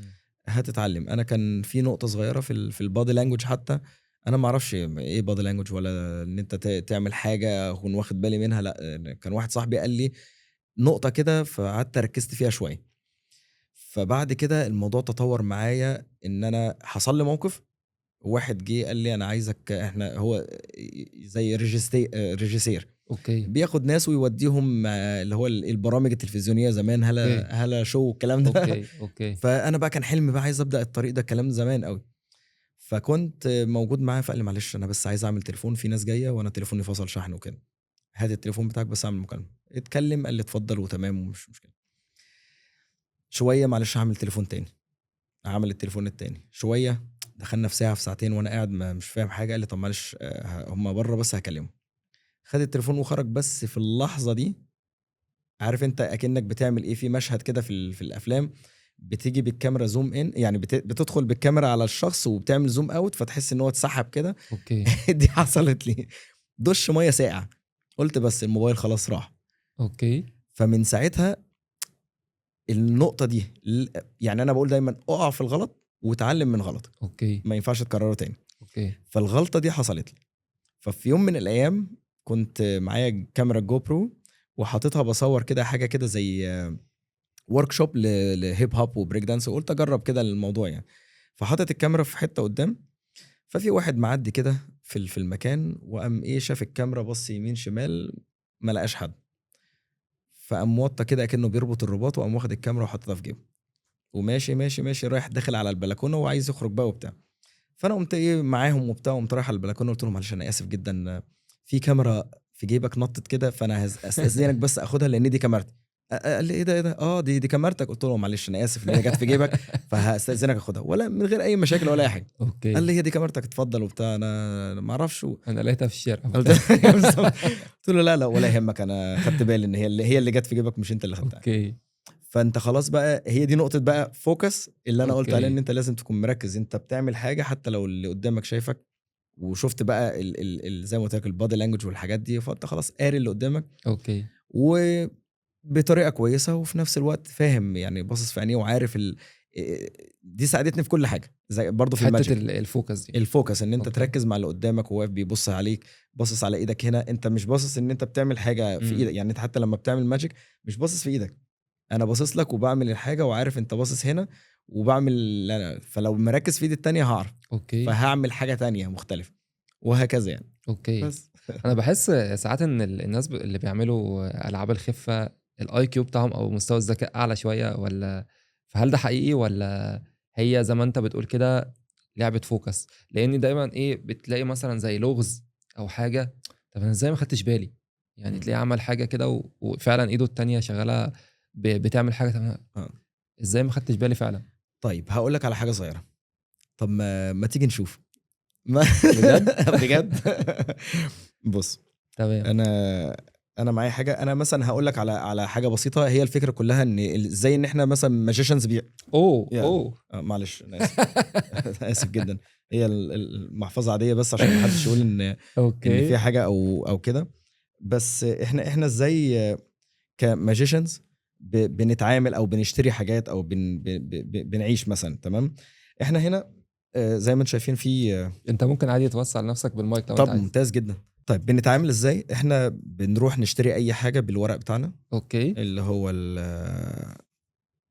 الدولارات الدولارات زي ما انت شايف. بس بنيجي نشتري حاجه بيقول لي انت هتهزر معايا، اوكي. ده ورق. اوكي. اقول له لا، يعني انت زي ما انت شايف مفيش اي حاجه، ده مش ورق، ده دولارز. اوكي. فيقول لي ازاي ومش ازاي، بقوم عامل كده فيتحول معايا اوه. الورق ايه ده؟ اوريك. لدولارز. تمام. ده بجد؟ ايوه بجد، امال انا ههزر؟ ف وحتى الورق الابيض مش موجود، فحتى لو هيبان معايا ان في ورق ابيض او كده يعني. اوكي. فبقول له خلاص تمام، لو عايز تحاسب بالدولار مفيش مشكله. فده بالنسبه لل انا هحط كاميرا هنا والله وعايز اشوف الكلام ده. حتى لو حطيت كاميرا، ما انا ممكن اخلي بالي برضو واقول لك ان الموضوع طب ايه بقى؟ عادي. ايه بقى؟ هتقول لي الماجيك مش بيريفيل لا، ما هو اكيد مش هوريك، بس انا هقول لك حاجه صغيره. تعال نشوف مثلا ماجيك كاردز. تمام. انت عمرك ماشي دايما انا على طول بقول لك ماشي بادواتي في كل حته في جيبي. فتعال نوري كده مثلا دي كروت، اوكي. ارقام، اشكال، الوان. تمام تمام. تمام. هستاذنك بس هتقرب وهعمل كده، هتحط صباعك في النص وتختار ورقه. ماشي. شوفها مم. وتقدر توريها للكاميرا وتوريها لكل الموجودين. اوكي. تمام. ماشي. تمام. رجعها مكانها. ده الكارت اللي انت اخترته. اه هو بالظبط. موجود فين؟ في النص. نزله بايدك. انا بقول الكارت اطلع فوق هنا، بيسمع الكلام وبيكون موجود هنا. ده الكارت اللي انت اختار صح؟ اه. انت متاكد؟ ايوه. يعني هو هنا ولا موجود في النص؟ انت حاطه في ايدك في النص. حطه في النص طيب هو مش في النص ولا فوق. انا بعمل كده، هو الورق كله ايه بيتحول ده؟ لنفس الكارت اللي انت اخترته. عارف ليه؟ عشان ده في عقلك الباطني. فانا لما بعمل كده لا استنى، يعني ايه فعال الباطني؟ يعني يعني هو هو ارقام عاديه اصلا. هو مش يا عم عمرو مش هينفع كده. فهي الفكره كلها دي حاجات بسيطه. يعني في حاجات تانية يعني تطور اكتر من كده. دي حاجات اللي هي البسيطه اللي ممكن تتعمل في اي مكان الكوتشينه دي واحنا عاديه ماشيين. ولا الكوتشينه دي؟ عاديه جدا، وانت شفتها، ما انت شفت الورق كله عادي يعني. اوكي. بس وده أنا شايف انبهرت. بتقول لي يا عم عمرو مش اذكياء؟ ماشي. لا، هي الفكره مش فكره اي كيو، هي الفكره كلها بتعتمد على الكاريزما. يعني في شخص ممكن تشوفه كده هو اسف كاريزمته، يعني واقف قدامك، واقف بستايل معين، بلبس معين، فتشوفه كده لا ده ماجيشن. طب ما توريني حاجه يعملها بطريقه. وفي ناس بتعملها سيريس قوي جد، في ناس بتهزر وتضحك، فتلاقي الموضوع لايت وحلو كده. اوكي. فبتفرق من شخص للتاني في النقطه دي. اوكي. يعني لما تيجي تشوف مثلا ديفيد كوبرفيلد وبيعمل ماجيك شو مثلا، بيضحك ويهزر ويعمل كوميديا وبتاع، فتحس الناس الموضوع مش لذيذ. تقيل. في حد مثلا زي ديفيد بلين، هو سيريس يعني، بيعمل حاجه يقول لك تحسه مخيف كده. هو ما بيضحكش. فهي دي النقطه ما بين الاثنين يعني. بس انا منبهر. انا عايز الكوتشينه دي، انا عايز واحده زيها. عينيا. طيب حاجه من الحاجات اللي انا بشوف ان انت على طول مركز فيها هي فكره صانع السعاده. انت اخترت ان انت كل المواهب اللي ربنا اداها لك ديت، سواء كانت باركور، سواء كانت ماجيك، سواء كانت العاب خفه، كلها انت بتسخرها في فكره، او كمان الشخصيات بتسخرها في فكره ان انا صانع للسعاده. فعايزك تحكي لي اكتر عن الرساله دي. ليه قررت انك تبقى صانع للسعاده، وليه اخترت الاسم ده؟ فكره صانع السعاده اخترتها لسبب واحد. انا من وانا صغير على طول بضحك ومبتسم وبهزر، وحتى لما بيحصل مشاكل او بيحصل اي هموم ما بشيلش جوايا، بنام وانا رامي كل حاجه يعني. حتى لو عندي مشاكل في البيت، وكلنا طبيعي بيحصل لنا مشاكل، بيحصل لنا ضربات وبيحصل لنا حاجات، ما بركزش فيها خالص. بسيبها في البيت، بقفل الباب، اخرج اول ما اروح الشغل زمايلي او صحابي ما لهمش ذنب ان هم يتاثروا باللي انا فيه. صحيح. بنشوف ناس يقول لك بص ما تكلمنيش، انا مش عايز اتكلم دلوقتي، انا اللي فيا مكفيني، انا مالي بالذنبي. فالنقطه كلها ان الواحد لازم يفكر في النقطه دي. انت الناس اللي حواليك ما لهمش ذنب. فانا لما جيت فكرت انا على طول ببتسم وبهزر وبتكلم مع الناس، فتحس ان الموضوع الناس محتاجة تفرح، الناس محتاجة في وسط همومها انت تكون الايقونة او تكون السبب مم. في ان انت تنشر السعادة للناس. صحيح. فلما جيت فكرت في الاسم قلت طب ما ايه المشكلة ان انا اكون صانع السعادة، ان انا اكون سبب ان انا بفرح الناس، وان انا اكون بنشر البهجة في كل حتة.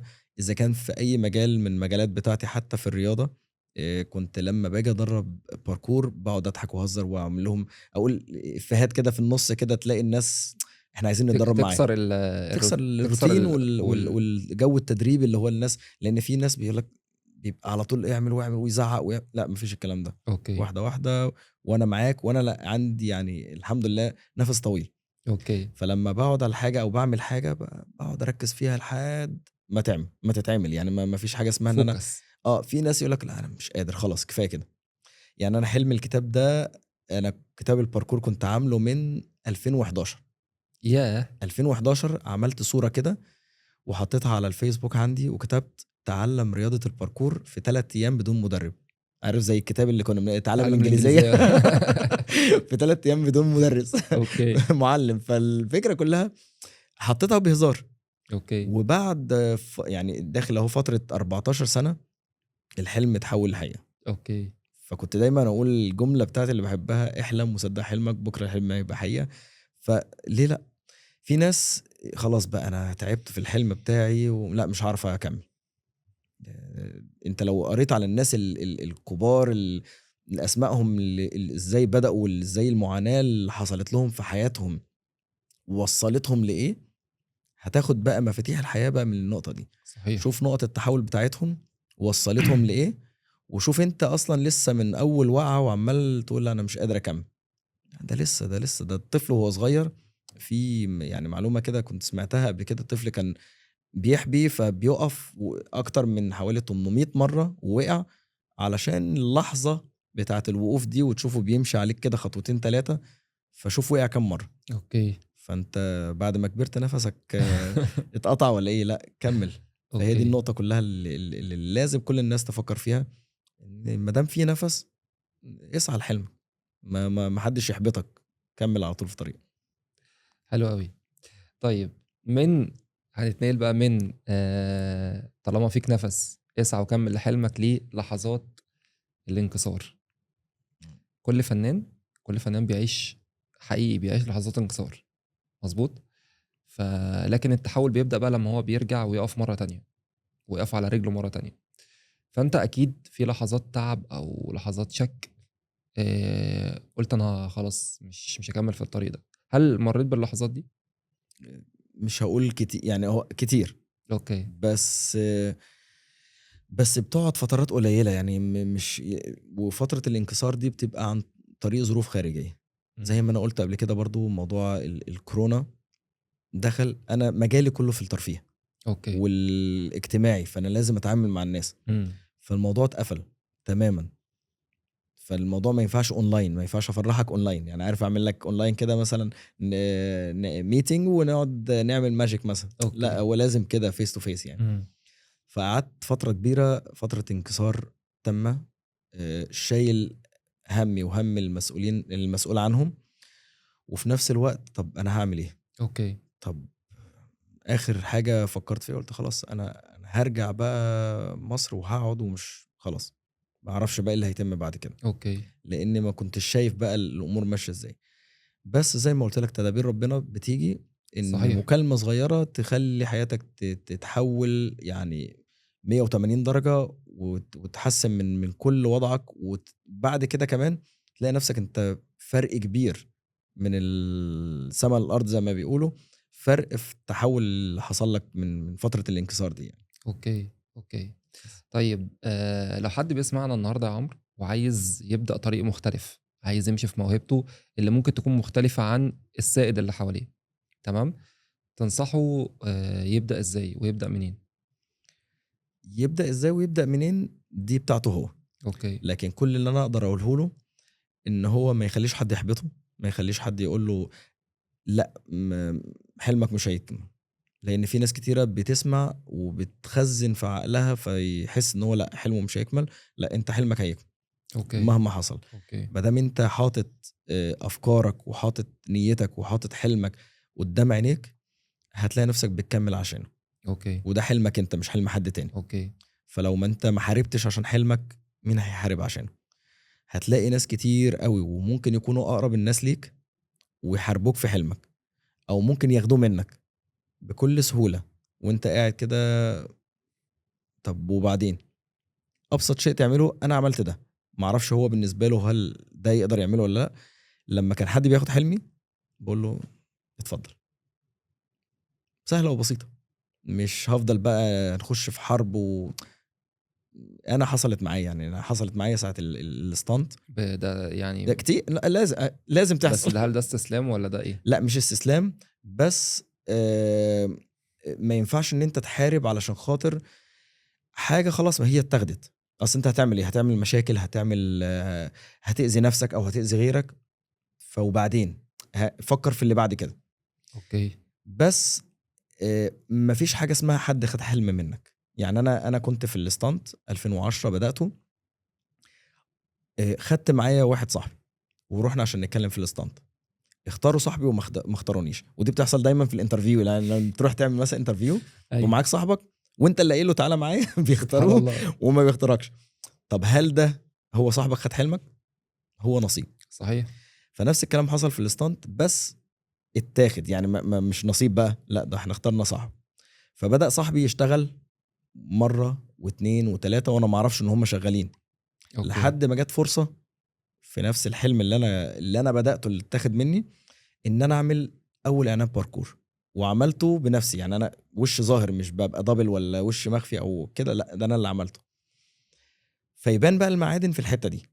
لما يجي صاحبك يقول لك مثلا ايه، طب انا يتلكك على اي حاجه يقول لك مثلا طب انا هتجيبها ولا اعمل معاك مشاكل او انا ممكن اذيك. حبيبي، انت واخد مني الموضوع اصلا، اوكي. انت مش واخد بالك. فهتلاقي ممكن حد قريب منك ياخد منك الحاجه وفي الاخر يحس ان هو اصلا الحاجه دي بتاعته اوكي. ويفضل عايش في الحلم بتاعه. سيبها له، هتجيلك. يعني هي انت النقطه كأنك كلها هنا بتقول ان يعني رزق ربنا كبير وواسع، فانت حاجة راحت منك هتجيلك غيرها. هتجيلك. اصل هقول لك حاجه، ربنا وزع الارزاق على كل الناس. فلو هيتجمعوا الناس كلها علشان يأذوك في حاجة صحيح. مستحيل يأذوك لو ربنا مش كاتبها لك. صحيح.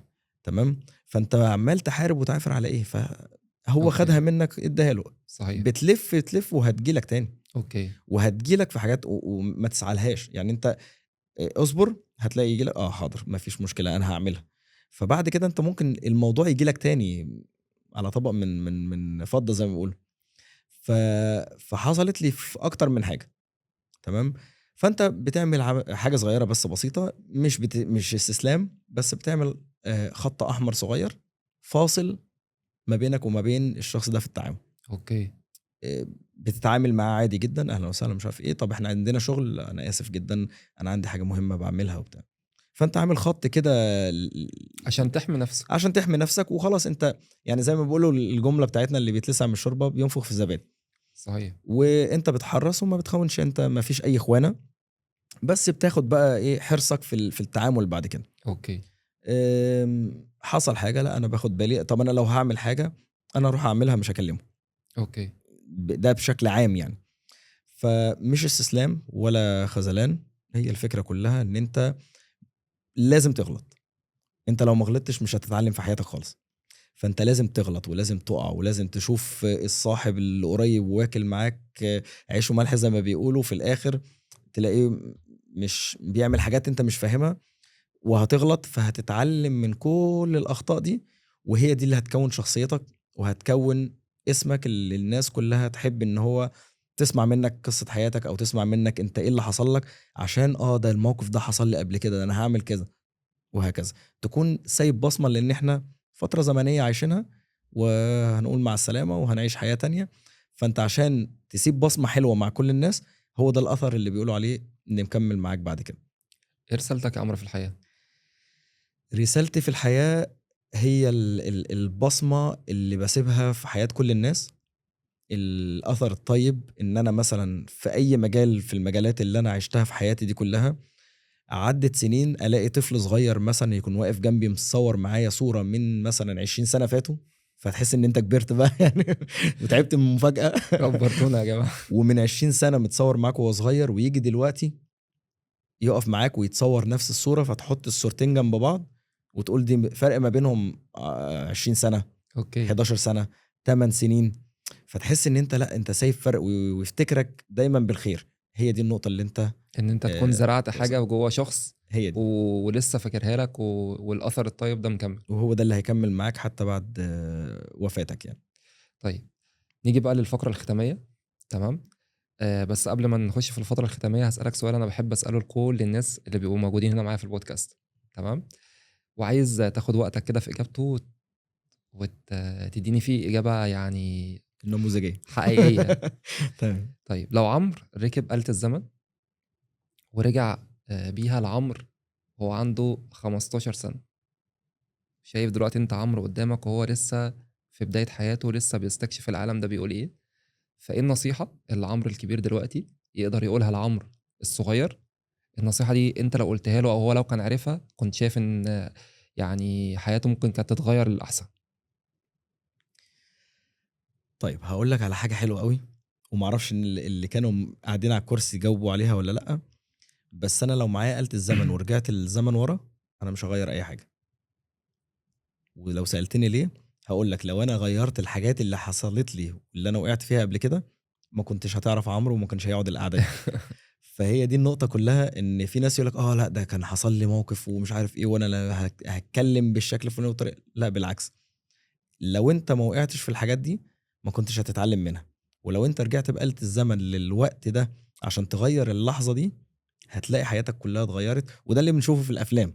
يعني صحيح. افلام آلة الزمن يرجع يغير حاجة، فتلاقي الحاجة يقول لك لا يا ريتني ما كنت رجعت وكانت مشيت زي ما هي، لان هتغير بعد كده حاجات كتيرة في المستقبل. وهتحس ان الموضوع ما كانش هو ده اللي انا كنت عايشه في اللحظة الحاضر يعني. اوكي.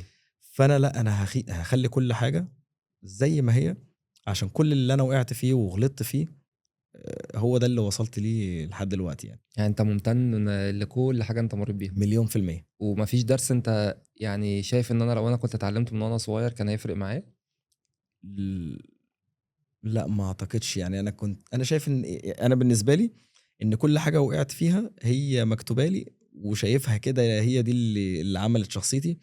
بس كان ممكن مثلا اغير من شخصيتي شوية، يعني ما بقاش طيب، مع ان دي حاجة حلوة. اوكي. لان انا عايز اقول لك حاجة. انا من وانا صغير لحد 19 سنة او نقول 15 سنة، انا ما كنتش عارف اي حاجة في اي حاجة. اوكي. كان عارف يعني كنت ماشي جنب الحيط كده واي حد يشتمني الله يسامحك اللي هو مفيش ابيض. اوكي. فدي الحاجه الوحيده اللي انا كنت ممكن لا طب شد شويه، لا انشف شويه، انت ما ينفعش تتعامل كده بالطريقه دي، فلازم تنشف شويه عشان تتعامل مع الناس. بس لا اوكي. بالعكس. اوكي. طيب ايه اكتر موهبة يا عمرو موجودة عندك وشايف ان هي لغاية دلوقتي محدش واخد باله منها وشايف انها اتظلمت شوية؟ ممكن نقول موهبه تقليد الفنانين يعني. لان هي جت فتره كده اوكي. وبدات ان انا اتدرب عليها وكنت كويس وصوتي كان يجيب الفنان فنان يعني. بس بعد كده كنت عملت حفلات في جامعة حلوان، وطلعت عملت تأليف فنون، وكل شخصية كنت أقولها ألاقي صريخ ضحك. اوكي. وبعد كده كنت راجع 2010 من Arabs Got Talent، ورحت برنامج كده في تلفزيوني، وكان ساعتها عيد الأضحى، اوكي. وعملت فيها فقرة تقليد فنانين. اوكي. فحسيت لا الموضوع كان كان حلو. ممكن هيبقى حلو، لكن هي فترة زمنية، لو كانت اكتشفت كانت هتبقى حاجة كويسة يعني. اوكي. ولسه موجودة بس عندك؟ بس مش هتطلع في نفس الوقت بتاع زمان ده يعني. اوكي. يعني بس في حاجات مثلا يعني قول لنا كده حاجة ده. مثلا. مين اكتر طب فنان انت كنت بتحب تقلده طيب؟ بص هي كانت مجموعة يعني فنانين كده في الأول. كان تقريبا كان فعلا كان كل الناس اللي بتقلد تلاقيه في هي مجموعة نفس كده عادل امام مش عارف مثلا يجي مثلا زي هقول لك زي، يعني أنا كنت في فقرة كده كان في حد مشهور جدا، وده من أحسن الناس اللي أنا شفتهم بجد في حياتي بيعمل اوكي. تأليف فنانين، إسلام محي. اوكي. وده معروف جدا يعني. فكنت واخد منه حته كده كان بيعملها، بيقول لك لجنه من الفنانين واقف عليهم محمد نجم وكمال الشناوي وسناء جميل، فدخل محمد نجم بيقول ايه يا راجل يا ابن اللذينه مين كمال الشناوي، خد اقول لك اي حاجه. فده حاجه. وفي حته بقى بما ان انا كان صوتي حلو كده، كنت اجي مثلا ايه بهاء سلطان، اوكي.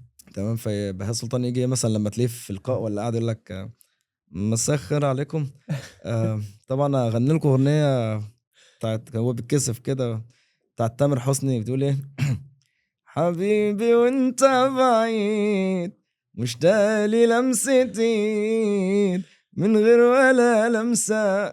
مش دي اصلا اغنيه كنت اغنيها بس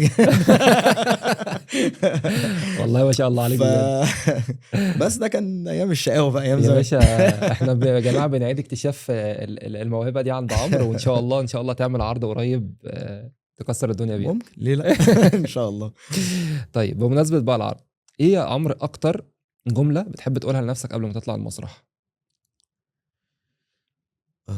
اكتر جمله انا دايما بحب اقول لنفسي انت قدها. يعني انت لما تيجي تطلع على حاجه مثلا او كده وتكون حاجه كبيره جدا، فانت قدها، لاني بدي نفسي ثقه في حاجات ممكن تكون كبيره قوي قوي قوي عني. يعني في عرض من العروض اللي ممكن ما نكونش اتكلمنا عليها او ما حدش يعرف عنها حاجه، عرض بعمله انا بعشقه جدا، الهيلوجرام. اوكي. تمام. ده تقريبا قليل قوي في مصر، بس في الامارات انا عملت عرض من اجمل العروض او من احسن العروض في حياتي. كان عرض هيلوجرام، عملت فيه انت بتبقى واقف على المسرح وفي وراك شاشة عرض وفي قدامك زي شبك وفي بروجيكتور قدامه. اوكي. فالشاشة اللي ورا بتظهر الخلفية، وانت قدامها قدامك البروجيكتور بيعمل ريفليكشن في الشبك، وانت بتعمل العرض وشايف العرض قدامك وبتمثل عليه اوكي. وبتعمل العرض بتاعك من ورا. فالموضوع كان كبير قوي عليا، وساعتها واقف قدام ناس تقال جدا جدا وناس كبار جدا، فاللي هو هتقدر تعملها. فوقفت بكل ثقة وعملت العرض وخلصت. انبسطوا جدا، حتى الشخص اللي هو كان مسؤول عن العرض اللي هو اللي بدأنا في التدريبات بتاعته وصلنا بيها المرحلة. يعني هو قال لي انت عامل حاجة فوق الوصف. ما شاء الله. فدايما بقول لي انت تقدر تعملها، علشان انا متأكد ان انا هعملها وهعمل احسن وهطلع كل ما عندي ان شاء الله، انا ان شاء متاكد الله. من ده يا عمرو. الحمد لله. طيب لو هتختار قوه خارقه حقيقيه لنفسك، هتختار ايه؟ انا عايز اقول لك ان انا في شخصيتين بحبهم جدا عشان ما عندهمش قوة خارقة. اوكي. تمام. باتمان شخص عادي جدا، هو عنده فلوس كتيرة اوكي. فبيعمل دي اللبس القوه بتاعه. الخارقه. لا. وانا برضه هختار القوه دي. بالظبط. ولا والشخصية التانية نفس الكلام، اوكي. ايرون مان برضه شخص عادي ده معاه فلوس كتيرة قوي قوي عن باتمان. اوكي. وشخص عادي جدا هو بيطور الحاجة اللي في ايده اوكي. زي ما هي لو فكرت فيها هتلاقي هو عنده موهبة فبيطورها من خلال الادوات اللي معاه. خلال الادوات بتاعته او من اللبس بتاعه. اوكي. فباقي الشخصيات بتلاقي مثلا عندهم قوة خارقة، مثلا سبايدر مان بيطلع مش عارف ايه خيط وبيطير وبيعمل، سوبرمان عنده قوة خارقة بيطير فلا ما بحبش الحاجات اللي هي بتبقى، مع ان اصلا يعني عشق الحاجات دي اكيد، بس لا انا احب ان انا اكون طبيعي جدا، فابقى شخصية خارقة طبيعية. اوكي. لان انت هتبقى قدوة لناس كتيرة اذا كان اطفال لما يكبروا، فلما يشوفك انت شخص خارق وتقدر تختفي وتروح في اماكن ولا مثلا تقدر تطير، ما هو مش هيعرف يعمل ده. صحيح. فانت لازم تكون على طبيعتك وتكون شخصية طبيعية جدا. صحيح. لان انت هتكون زي رول موديل مثلا، زي ما بيقولوا شخصية كل الناس نفسها تبقى قدوة ليهم، فانت قدوة للاطفال. فانت لازم تزرع الرسالة دي في الاطفال ان انت شخص عادي بس عندك مواهب، والمواهب دي انت كونتها من نفسك، فهي دي القوة الخارقة اللي عندك يعني. طيب لو عندك 10 ثواني هتوصل فيهم رسالة لكل شاب تايه في حياته، هتقول له ايه؟ هقول له ما تخليش الاهل يأثروا عليك في اي حاجة، يعني ما ينفعش أهلك يقول لك أنت فاشل، أنت خلّيك كده، أنت مش عارف إيه، طول عمرك كده. آآ لازم تبرّهم، لازم تسمع لهم، لازم تقول لهم حاضر وطيب حتى في أي حاجة، لكن حاول إن أنت آمم تظهر لهم عكس اللي هم بيقولوه، لإن في شباب كتيرة دلوقتي الأهل ما فيش، ما يعرفوش أي حاجة عنه وتايهين والدنيا بايظة معاهم خالص. تاني حاجة، ما تستسلمش للصحاب، لإن الصاحب ساحب. صحيح. فتلاقي صاحبك بيشرب أيًا كان أو بيشرب حاجة غلط أو بيعمل حاجة غلط، فأنت تروح معاه في الاتجاه ده، فأنت ضيّعت نَفْسك وضيّعت حياتك. فده يعني أكتر حاجتين اللي أنا أقدر أنصحه بيها، إن هو يبِر الأهل وفي نَفْس الوقت يسمع كلامهم ويحقق حلمه، ما يستسلمش لكلام سلبي هم بيقولوه، لإن طبيعي هم خايفين عليه، مش بيقولوا له كده عشان يكبتوه يعني، صحيح. ده ابنهم. والحاجة التانية الصحاب، أي حد هيأذيك ابعده عنك تمامًا، مش تاخد خط وتتكلم، لأ، ابعده تمامًا عنك، لإن الصاحب هيسحبك لحاجات غلط، وصاحب الناس اللي دايمًا بتسعى وبتحلم، لإن هم دول اللي هيعلّوا شأنك وهم دول اللي هيرفعوك. أنا باشكرك يا عمرو بجد على الحلقة الجميلة دي وعلى الحاجات الحلوة الكتير اللي أنت عملتها وحكيتها لنا. حبيبي. وبجد أنا من زمان يعني باشوف كده من عندك على الفيسبوك دايمًا في وسط الحاجات اللي أنت بتعملها الكتير، دايمًا بتحاول توصّل رسايل إيجابية للناس، اللي هو كمّل في حلمك، ما تُقفش وما تيأسش. ومش بتقول ده ككلام وخلاص، لأ أنت باشوف إن أنت كمان بتعيش الحلم بتاعك وبتعبّر عن ده، ودي حاجة أنا باتبسط منها جدًا على فكرة، إن أنت بتقول والله أنا كان حلمي أحضر العرض ده وحضرته، كان حلمي أعمل الشخصية دي وعملتها، كان حلمي أعمل الshow ده وعملته. فيا رب كده دايمًا مكمّل في النجاحات بتاعتك، ودايمًا كده يعني تبقى نموذج وتفضل دايمًا كده صانع للسعادة زي ما أنت بتقول على نَفْسك يعني. يا رب لآخر نفس، إن يعني شاء دي الله. النقطة اللي أنا حاططها في دماغي لحد آخر نفس لازم أكمّل. إن شاء الله يا إن عم، شاء إن الله. شاء الله. شكرًا يا فكرة. شكرًا، شكرًا لكل واحد كمّل معانا الحلقة، يا رب تكون الحلقة دي لمستكم أو أضافت ليكم شيء. ممكن تكون خرجت من الحلقة دي بسؤال، بس خلّيك فاكر دايمًا إن السؤال الصح هو أول طريق التغيير. شكرًا ليكم مرّة تانية، وأشوفكم في حلقة جديدة من حلقات بودكاست نقطة تحوّل. أشوفكم على خير.